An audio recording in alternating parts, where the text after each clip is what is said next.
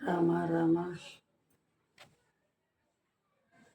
கையேசி தசரதர்கிட்ட ராமனே 14 வருஷம் வனவாசம் போக வரம் கேட்குறார்.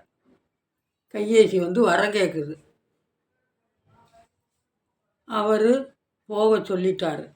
போக சொல்லிட்டு மயக்கமாக நினச்சி மயக்கம் போட்டு விழுந்துட்டார். விழுந்து இறந்துட்டார்.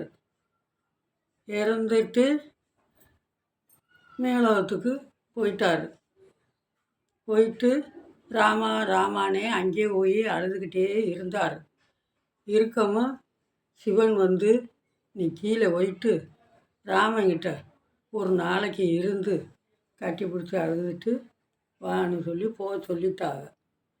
இங்கே வந்தால் ராமன் சீதையெல்லாம் இருக்கிறாங்க, சேர்த்துக்கரல, மயம் ஏற்றுக்கரல. இவர் கூட்டிகிட்டு போய் சீதையை அப்படின்னு சொல்கிறாரு.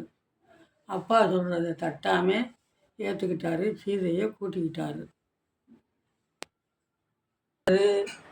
அம்மா கிட்ட போய் சண்டை போடுறாரு. சண்டை போட்டுக்கிட்டு ராமர்கிட்ட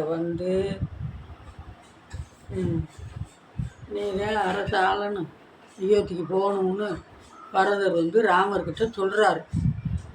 சொல்லவும் இல்லைப்பா, நம்ம அப்பா சொல்லத்தையும் தட்டாமல் நடக்கணும். 2 பேரும் 14 வருஷம் முடியெடுத்தே வரணும், நான் இங்கே இருக்கிறேன்னு சொல்கிறாரு. மாட்டேங்கிறாரு.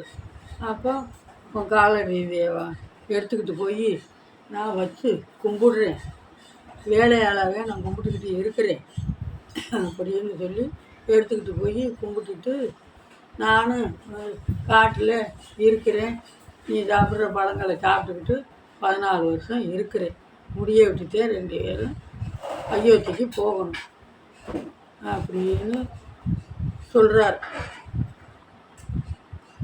லட்சுமர் ராமன்கிட்ட போகிறாரு.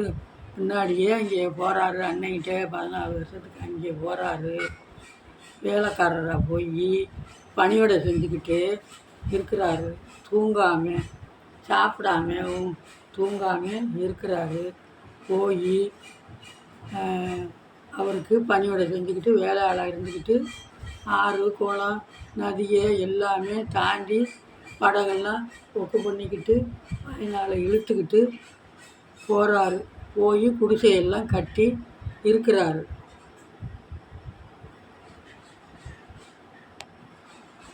அந்த போய் உயிரை விடுறாரு.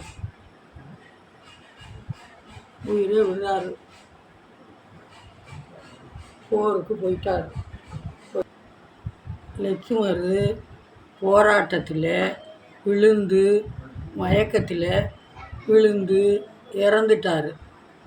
ராமர் தாயி நீதான், தந்தை நீதான், என்னை விட்டுட்டு போக எப்படி உனக்கு மனசு வந்துச்சு அப்படின்னு சொல்லி அவர் மேலே மயக்கமாக விழுந்துட்டார். அழுது புலம்புறார். இதுதான் அண்ணன் தம்பி பாசம் என இல்லாமல் நடக்குது அப்படின்னு சொல்லுவேன். நன்றி வணக்கம். நன்றி வணக்கம். நன்றி வணக்கம்.